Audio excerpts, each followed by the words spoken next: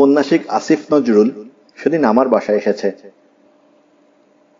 গম্ভীর চেহারার একজন ছেলে, নিজের ওপর তার আস্থা সীমাহীন। কাটা কাটা কথা বলে আশেপাশের মানুষকে চমকে দেওয়ার সূক্ষ্ম চেষ্টা আছে। মানুষকে চমকে দিয়ে কথা শিল্পী মাত্রই আনন্দ পান। আসিফ তার ব্যতিক্রম হবে এটা মনে করার কোনো কারণ নেই। ব্যতিক্রম কিছুটা আছে, তার কথাই অন্যকে আহত করার চেষ্টা আছে। যাই হোক, তাকে আমি আনন্দিত স্বরে বললাম, কি খবর? সে আমার আনন্দিত স্বরকে তেমন পাত্তা দিল না। কঠিন গলায় আমার স্ত্রীকে বলল, আচ্ছা ভাবি, হুমায়ুন ভাই কি হিপোক্রেট? গুলতেকিন হকচকিয়ে গিয়ে বলল, কই না তো, ও যা বিশ্বাস করে তাই তো বলে, ভান তেমন করে না তো। ভাবি, ওনার উপর একটি বই বের হয়েছে, ঘরে বাইরে, হুমায়ুন আহমেদ। আপনি কি সেটি পড়েছেন? যদি পড়ে থাকেন তাহলে অবশ্যই আপনার চোখে পড়েছে। প্রশ্নকর্তা প্রশ্ন করলেন, বিশ্ববিদ্যালয়ে সন্ত্রাস সম্পর্কে কিছু লেখা হয়নি, আপনি নিজে কেন লিখছেন না? হ্যাঁ, চোখে পড়েছে। তার উত্তরে হুমায়ুন ভাই যা বললেন তার ভেতরে হিপোক্রেসি কি আপনি ধরতে পারেননি? কই না তো। আপনার ধরতে পারার কথা ছিল। বিশ্ববিদ্যালয়ের সন্ত্রাস সম্পর্কে কোনো উপন্যাস লেখা হয়নি, এটা হুমায়ুন ভাই স্বীকার করে নিয়েছেন। কিন্তু তিনি জানেন আমার একটি উপন্যাস এই প্রসঙ্গে আছে, নিষিদ্ধ কয়েকজন। তিনি বইটি পড়েছেন। তিনি আমাকে বলেছেন বইটি তার ভালো লেগেছে, অথচ ইন্টারভিউ দেওয়ার সময় এই ব্যাপারটা তিনি উল্লেখ করেননি। এটা এক ধরনের হিপোক্রেসি নয়? গুলতেকিন বলল, ইচ্ছে করে এড়িয়ে গেলে অবশ্যই হিপোক্রেসি।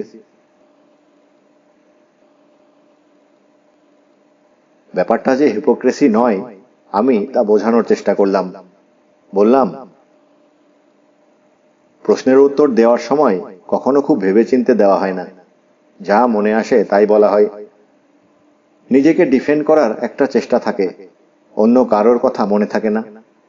তোমার নিষিদ্ধ কয়েকজনের কথা সেই কারণেই উল্লেখ করা হয়নি। তবে তোমার ভুলে যাওয়া ঠিক হবে না যে আমি আমার একটি বই তোমাকে উৎসর্গ করেছি। আসিফ আরো কিছু কঠিন কথা বলার জন্য নিজেকে তৈরি করল। তার চোখ তীক্ষ্ণ হলো এবং ভুরু খানিকটা কুঁচকে গেল। আমি তাকে কথা বলার সুযোগ না দিয়ে বললাম, তুমি লেখালেখি শুরু করেছো মাত্র 2-3 বছর হলো, এর মধ্যেই আমি তোমাকে একটি বই উৎসর্গ করেছি। আর আমার অবস্থাটা দেখো, আমি 20 বছর ধরে লেখালেখি করার পর আমাকে বই উৎসর্গ করলেন কবি শামসুর রহমান এবং সৈয়দ শামসুল হক। তারা যে আমার প্রতিভায় মুগ্ধ হয়ে এই কাজটি করলেন তাও কিন্তু না। আমি তাদের বই উৎসর্গ করেছিলাম, তারা ভদ্রতা করেছেন, উৎসর্গ ফেরত দিয়েছেন। তুমি আমাকে বই উৎসর্গ করবে, তার উত্তরে আমি করব, তা কিন্তু হয়নি। আমি তোমার বই উৎসর্গের জন্য অপেক্ষা করিনি। আসিফ বলল, আমাকে কিছু কথা বলার সুযোগ দিন। না, তোমাকে সুযোগ দেওয়া হবে না। তুমি আমার কথা শোনো। আমি দীর্ঘদিন দেশের বাইরে ছিলাম। দেশে কি লেখালেখি হচ্ছে সে সম্পর্কে কোনো ধারণা ছিল না।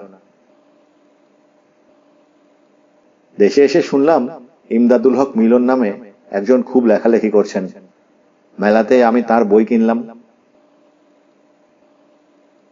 একটি বই পরাধীনতা পড়ে আমার এত ভালো লাগলো যে আমি সেই পরাধীনতা নিয়ে দীর্ঘ একটি প্রবন্ধ লিখলাম দৈনিক বাংলায়। তখনও এই লেখকের সঙ্গে আমার কোনো পরিচয় হয়নি। কাজেই তুমি বলতে পারো না আমার ভেতর কোনো হিপোক্রেসি আছে। দুটি উদাহরণ দিয়েই আপনি আপনার দায়িত্ব শেষ করেছেন, সেটা কি ঠিক হচ্ছে? আপনি কি এই প্রজন্মের লেখকদের সম্পর্কে আপনার দায়িত্ব পালন করেন? নিয়মিত তাদের লেখা পড়েন, তাদের উৎসাহ দেন, তাদের বিকশিত হতে সাহায্য করেন। আমাকে স্বীকার করতে হলো আমি তা করি না। আমি তাকে হাসতে হাসতে বললাম, দায়িত্বে অবহেলার এই ব্যাপারটা আমি শিখেছি আমার অগ্রজদের কাছ থেকে। শওকত ওসমান স্যারের কথাই ধরা যাক, আমার শিক্ষক। ঢাকা কলেজে আমাদের বাংলা পড়াতেন।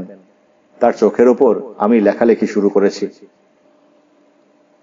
তার সঙ্গে যখন দেখা হয় তিনি আমার লেখালেখি সম্পর্কে অনেক ভালো কথা বলেন। কিন্তু কথা হচ্ছে এই 20 বছরে তিনি সাহিত্য বিষয়ক অনেক কিছুই লিখেছেন, কিন্তু কোথাও হুমায়ুন আহমেদ এই নামটি নেই। এই প্রসঙ্গক্রমে কবি শামসুর রহমান সাহেবের কথা বলি।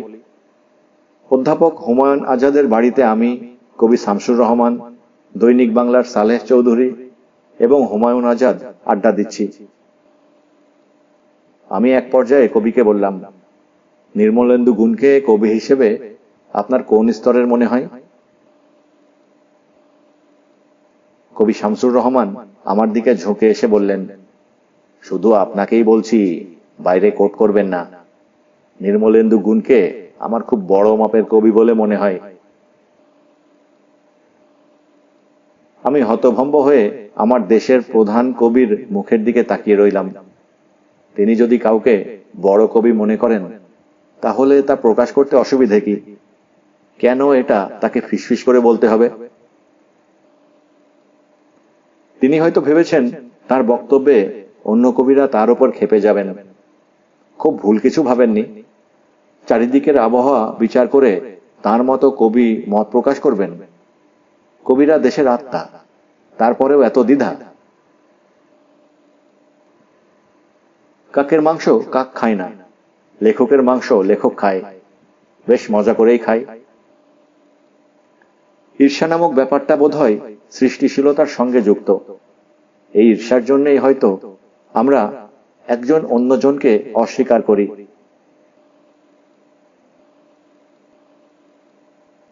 হাসন উৎসবে সুনামগঞ্জ গিয়েছিলাম। প্রথম দিন হাসন রাজার গান হলো, পরের দিন কবিদের অনুষ্ঠান। যেসব কবি আসবেন নিমন্ত্রণ পত্রে তাদের নাম ছাপা হয়েছে। একজন কবি সেই অনুষ্ঠানে এলেন না, কারণ তার নামের আগে কবি মোহাম্মদ নুরুল হুদার নাম ছাপা হয়েছে। তিনি কবি মোহাম্মদ নুরুল হুদার সিনিয়র, তার নাম আগে যাওয়া উচিত ছিল। হাই রে সিনিয়রিটি! মহাকাল সিনিয়রিটি দেখে না, সে তার কঠিন পাল্লায় সবকিছু মাপে। সেই মাপে ভুল হয় না।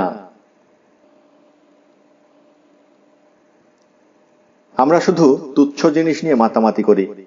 কচ্ছপের খোলসের ভেতর নিজেকে নিয়েই শুধু বাস করতে চাই।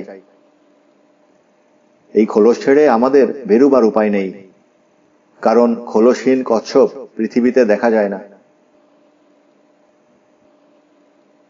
আমি নিজেও একটা শক্ত খোলসে নিজেকে আটকে ফেলেছি। নতুন প্রজন্মের শক্তিমান লেখকরা খোলস মুক্ত হবেন, এই আমার শুভকামনা। আমার অগ্রজরা এবং আমরা যে ভুল করেছি তারা তা করবেন না। বাংলা সাহিত্যকে অনেক দূরে এগিয়ে নেবার দায়িত্ব তাদের।